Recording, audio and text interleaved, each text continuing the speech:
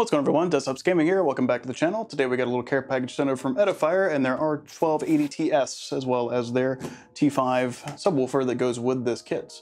We'll be setting this up in our living room setup today, since I already have some of their G2000 desktop speakers on my main desk. I'll link that up here if you guys want to go check that out. We'll be going over unboxing these today and then set them up in the living room and see how they sound.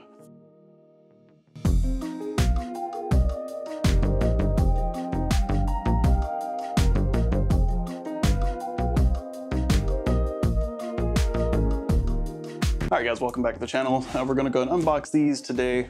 Setting these up in the living room, like we said in the intro. Doing this intro in lieu of current hurricane that's heading towards us. I'll put it up here if you guys see it. It'll probably, this will probably happen after the fact this video goes live, but I want to go ahead and get the unboxing setup done today because I will be unboxing this, setting up the living room, and then I'll probably come back after we spend a little more time with it and finish the rest of this video. But you guys, by the power of editing, you'll see this all at one point. So I'll be unboxing both of these today, so we'll go and dive into that.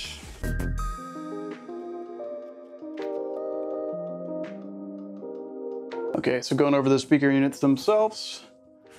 Let's see, it looks like we have the main power cord plugged on this side. We'll get some close-ups for you guys where you can see what I'm talking about. You have the left speaker out. Looks like there's some speaker wire included in the kit, as well as the line in and subwoofer out.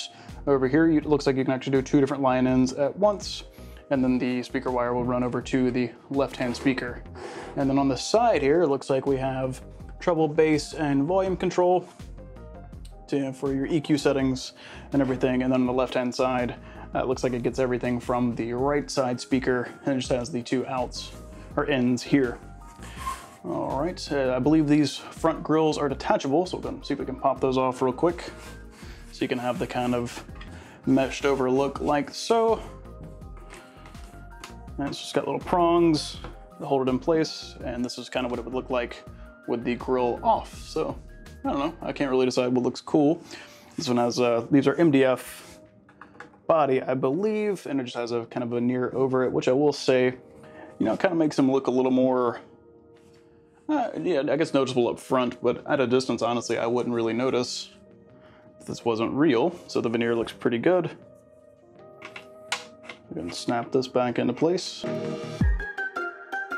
They do kind of set off a little bit of a gap there, but not too shabby. All right, let's dive into the extra little accessory bag here. Looks like we have RCA 2/4. Yeah, RCA to quarter jacks. Looks like there. And then we have RCA to RCA. And then we have our speaker cable. This will be to connect the two together. And it looks like we even get a small remote. Looks like it's a small remote because you can turn them on and off, mute, and then volume up and down here as well. So that's pretty nice. All right, well, like I said, you guys have seen the close-ups here, so we're gonna go ahead and get these set up in our living room, and then we'll actually take a look at the subwoofer real quick too, go ahead and get that out of its box, but we're gonna be setting these up in the living room, and then we'll test them out from there. Just wanna make sure I at least got this part filmed for you guys today, because we might lose power over the next couple days. So reading off the top of the box here, it's their T5 powered subwoofer. It's a 70 watt RMS total output, and this is an 8-inch woofer. You get a signal in, signal out, and it says wooden enclosure. All right, so let's go ahead and unbox this one as well. Take a look at this guy. Looking around the back here, we have the volume dial. Looks like that's just for volume here. We have a low pass filter. Looks like it'll filter between 30 up to 60 hertz.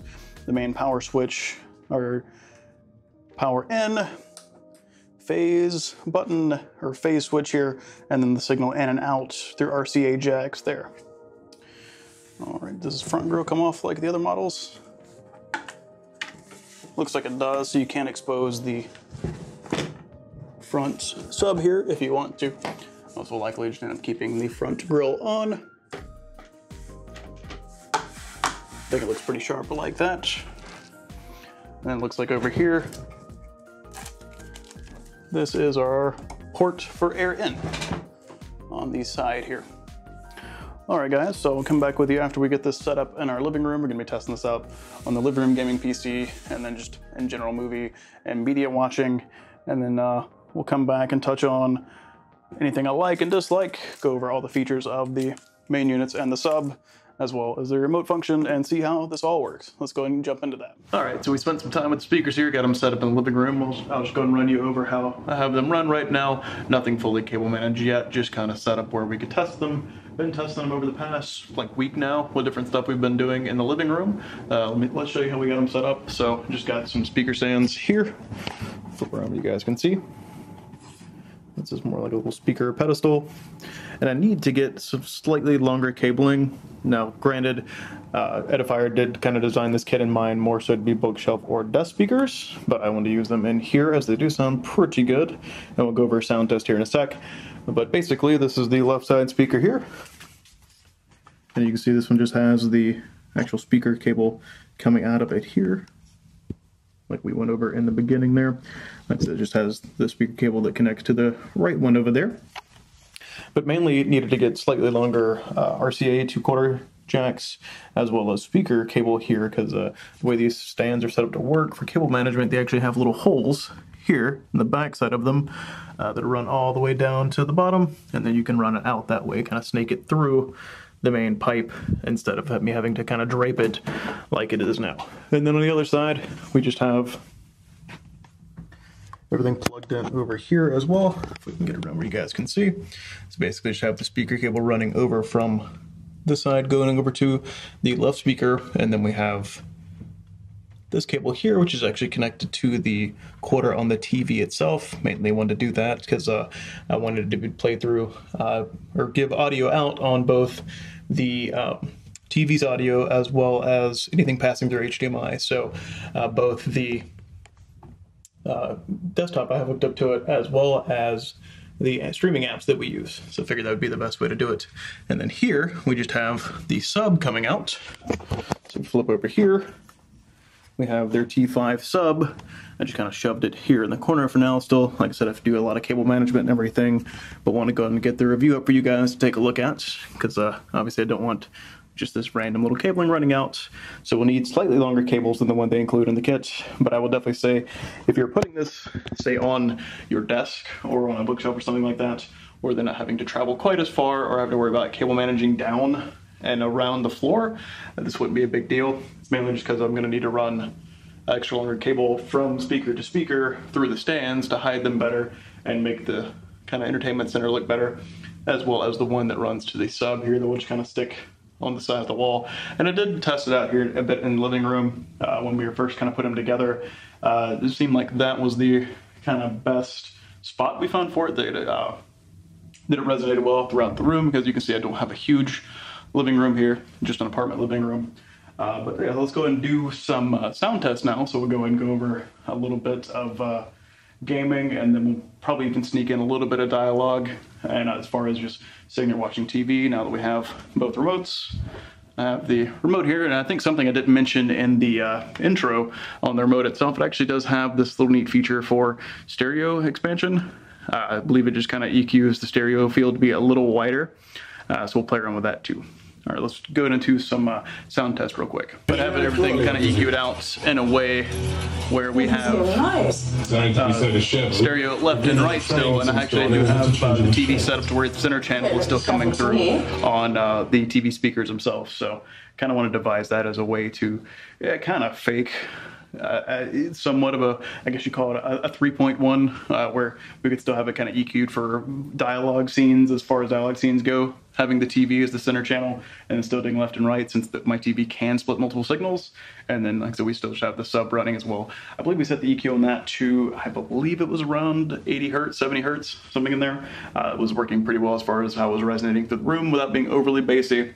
Let's see, I don't have a controller in here, but I will go and play some I'll go and sit on the couch here, because normally to play the little gaming PC we'd have down there, I'd pull out a controller. Actually, my Xbox one I had broke, so I do have a little wireless keyboard I normally use for normal media browsing everything. So we'll just go and set that one up real quick, and I'll show you guys what it sounds like. We'll play some Doom or something where you can hear ripping and tearing, and see how it sounds. It'll give you a little more bass quality and everything. So let's go ahead and set that up. The bass response is awesome, even from the two smaller speakers on the stands there. Like I said, isolating on the stands definitely helps, I will say. Like I said, we don't even have the TV volume up that much because it's still controlling the main volume. Yeah, we're at 22. You can see, hopefully it picks up decently well. I don't know how well this mic will pick it up, but very loud in here. My the volume's all the way up on the speakers themselves, and just at 20% on the actual TV. So this is definitely not the best setup for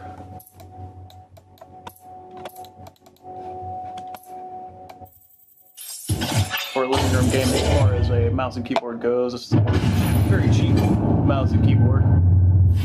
Definitely probably is activated and ready when you are. Run a controller for any type of living room gaming. This mouse alone doesn't have the sensitivity for especially a game like Doom Eternal. Definitely not as good as playing it at my desktop as far as peripheral choice I have here.